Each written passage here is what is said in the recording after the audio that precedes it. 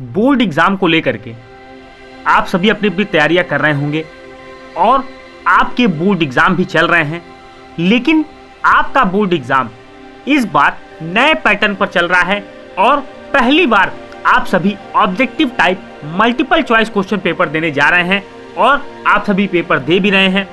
ऐसे में सबसे बड़ा सवाल जो हमारे सामने है वह है कि ऑब्जेक्टिव टाइप पेपर में हम समय से पेपर को कैसे खत्म करें। कहने का मतलब यह है कि हम अपने बोर्ड एग्जाम में जो 90 मिनट्स हमें दिए गए हैं उस टाइम को हम कैसे मैनेज करें। तो दोस्तों आइए जानते हैं कुछ ऐसी ही बातों को, कुछ ऐसे पॉइंट्स को जिनको आपको अपने एग्जामिनेशन हॉल में फॉलो करना है और आपको समय से पहले पेपर को खत्म करना है। सबसे पहले जानिए कि आपको जो क्वेश्चंस आते हैं पेपर में, अगर मैं मानता हूं कि 50 क्वेश्चंस आपको दिए गए हैं और आपके पास 90 मिनट्स का समय है, तो आप कहीं ना कहीं ये मान के चलिए कि लगभग आपको हर क्वेश्चन पे 2 मिनट्स का समय मिलने वाला है। इसमें आपको टाइम लगाना है। तो आपको जो क्वेश्चंस पहले आते हैं, जो क्वेश्चंस आपको ऑन द गो आते हैं, कहने का मतलब जिनको आप पढ़ रहे हो और जिनके बारे में आप 100% कॉन्फिडेंट हो कि इस क्वेश्चन का यही ऑप्शन होने वाला है, तो सबसे पहले आप उन्हीं प्रश्नों को करें। जब भी आपको पेपर मिले तो पेपर में पहले उन क्वेश्चंस को करने का प्रयास ना करें जो क्वेश्चंस आपको नहीं आते हैं। ये बिल्कुल उसी तरह से है जैसे आप डिस्क्रिप्टिव एग्जाम में ऐसा क्वेश्चन करते थे जो आपको आता था और आपके दिमाग में ये बात चलती थी कि first impression is the last impression, और आप एग्जामिनर के माइंड पर एक बहुत अच्छा इंप्रेशन छोड़ना चाहते थे कि आपकी शुरुआत अगर अच्छी होगी और आप नीचे जाके कुछ गलती भी करते हो तो एग्जामिनर उस चीज को निगेट कर देगा।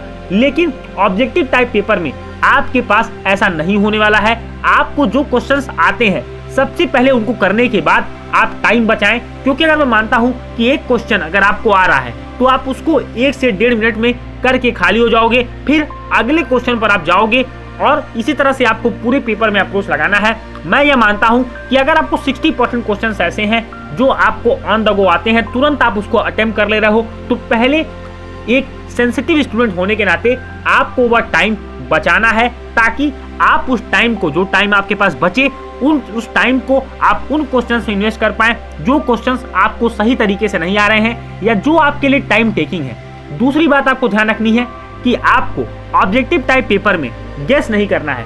बहुत सारे बच्चों के मन में ये आ रहा है कि ऑब्जेक्टिव टाइप पेपर है, बहुत इजी होगा, हम गेसिंग के द्वारा पास हो जाएंगे, अच्छे मार्क्स लेते आएंगे। तो ऐसा बिल्कुल नहीं होने वाला है। सब्जेक्टिव पेपर से कहीं ज्यादा टफ होता है आपका ऑब्जेक्टिव पेपर, क्योंकि सब्जेक्टिव की तरह आपके पास इसमें ऑप्शन नहीं है कि आप टॉपिक रिलेटेड कुछ लिख दो, फॉर्मूलेज लिख दो, वैल्यूज लिख दो। ऐसा कुछ भी नहीं होने वाला है। आपको यहाँ पर एक राइट ऑप्शन चुनना है और कहीं ना कहीं यही ऑब्जेक्टिव टाइप पेपर को सबसे ज्यादा टफ बनाता है, क्योंकि अगर आपने सही ऑप्शन नहीं चूज किया तो आपके जब आंसर शीट चेक होगी, कहने का मतलब कंप्यूटराइज तरीके से, तो आपको अंक नहीं मिलने वाले हैं और यहाँ पर आपको अंकों का नुकसान होगा और कोई भी आपको मार्क्स नहीं मिलने वाला। जबकि डिस्क्रिप्टिव टाइप पेपर में अगर आपका 5 नंबर का क्वेश्चन होता था, 3 नंबर का क्वेश्चन होता था, आप थोड़ा बहुत अटेम्प्ट भी कर देते थे, तो आपको एग्जामिनर अपने मन से 1 से 1.5 नंबर दे देता था, हाफ मार्क्स कहीं ना कहीं आपको मिल जाते थे।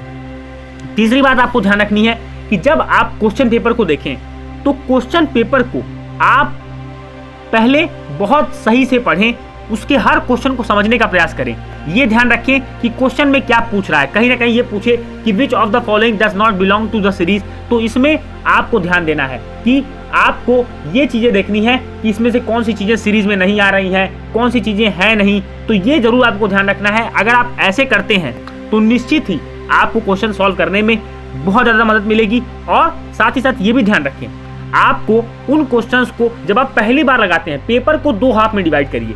फर्स्ट हाफ में पहले आप उन क्वेश्चंस को करिए जो आपको एक बार में आते हैं, जो लेस टाइम लेते हैं, और दूसरे हाफ में उन क्वेश्चंस के लिए टाइम रखिए जो आपका टाइम ज्यादा लेते हैं। लेकिन अगर मान लीजिए कि आपके कुछ क्वेश्चंस ऐसे हैं जो बहुत ज्यादा टाइम ले रहे हैं, तो उन क्वेश्चंस को स्किप करिए, आगे बढ़िए और उनको अपने सेकंड स्लॉट पे रखिए या लास्ट मोमेंट पे रखिए कि जब मुझे कम समय मिलेगा तो मैं इन क्वेश्चंस को अटेम्प्ट कर लूंगा, लेकिन फिलहाल मैं अभी इस पर अपना टाइम वेस्ट नहीं करूंगा। दूसरी बात आपको ध्यान रखनी है, एलिमिनेशन मेथड का यूज करिए। सबसे पहले उन ऑप्शंस पे वर्क करिए। अगर आपको टाइम मैनेजमेंट के साथ पेपर खत्म करना है तो आपको उन ऑप्शंस पे वर्क करना होगा जो आंसर नहीं है। आप उन ऑप्शंस पे अगर वर्क करते हैं तो बहुत आसानी के साथ आप पेपर को सॉल्व करेंगे। जैसे मान लीजिए 4 ऑप्शंस आपको दिए गए तो 2 ऑप्शंस को आपने एलिमिनेट कर दिया। अब आपको दो ऑप्शंस में कंफ्यूजन है तो आप उस ऑप्शन को टिक करिएगा जिसमें आप ज़्यादा कॉन्फिडेंट हैं, जिसमें आपको लगता है कि हाँ ये आंसर सही होने की प्रोबेबिलिटी ज़्यादा है, तो उसी आंसर को आपको टिक करना है। लेकिन फिर भी आपको उन दो ऑप्शंस को दो बार देखना है कि क्या जो मैं ऑप्शन टिक करने जा रहा हूँ क्या यह सही है या नहीं।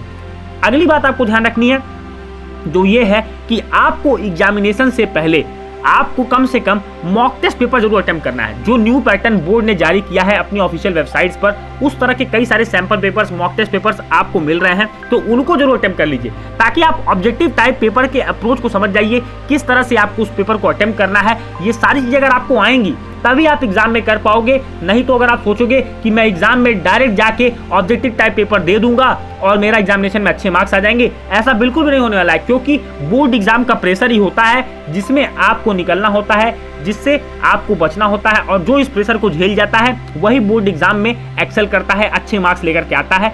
अगली बात ध्यान रखनी है कि जो आपका रीडिंग टाइम है इसको सबसे प्रॉपर्ली यूटिलाइज करिए। रीडिंग टाइम में ये डिसाइड कर लीजिए कितने क्वेश्चंस आपको करने हैं यहाँ पर जो दिए गए हैं। साथ ही साथ ये भी ध्यान रखिए कौन से क्वेश्चंस आपको पहले करने हैं, कौन से क्वेश्चंस आपको बाद में करने हैं। कोशिश हो तो आप पेंसिल से अपने पेपर में मार्क कर लीजिए कि मैं पहले इन क्वेश्चंस को करने वाला हूँ, बाद में मैं और क्वेश्चंस को करूंगा। तो रीडिंग टाइम का बहुत अच्छा यूज करिए। अगर आप रीडिंग टाइम को यूटिलाइज कर लेते हैं तो निश्चित ही आपको सफलता मिलेगी। अगली बात ध्यान रखिए, अटेम्प्ट फुल क्वेश्चन पेपर। हाँ, attempt full question paper in limited time. दोस्तों देखिए, बोर्ड एग्जाम में आपके लिए माइनस मार्किंग नहीं है कि आप गलत आंसर दोगे तो आपको नेगेटिव मार्क्स मिल जाएंगे, क्वेश्चन अनअटेम्प्ट कर दोगे तो आपको कोई भी अंक नहीं मिलने वाला है। तो यहाँ पर आपको ध्यान ये देना है कि आपको सारे क्वेश्चंस करने हैं। एटलीस्ट आपको जो नहीं आते हैं लास्ट में आप गेसिंग का मेथड यूज कर सकते हैं। उस गेसिंग में भी ध्यान रखिए जो रिलेटेड ऑप्शन आपको लगे उसी को गेस करके आइएगा। ऐसा ना हो कि आप ऐसे ऑप्शन को टिक कर दें जो आपको कहीं दूर दूर से नहीं लग रहे हैं। तो इन बातों को अगर आप ध्यान रखते हैं तो बोर्ड एग्जाम में अपने पेपर को आप टाइम से पहले समय में आप पेपर को खत्म करेंगे और बोर्ड एग्जाम में निश्चित ही अपनी सफलता की बात लिखेंगे। उम्मीद करता हूं कि यह वीडियो आपको बहुत पसंद आया होगा। वीडियो अच्छा लगा तो वीडियो को लाइक करें, चैनल को सब्सक्राइब नहीं किया तो चैनल को सब्सक्राइब करें, नोटिफिकेशन बेल को टैप करें। मिलेंगे दोस्तों अपने अगले वीडियो में, तब तक के लिए thank you and a wonderful day ahead.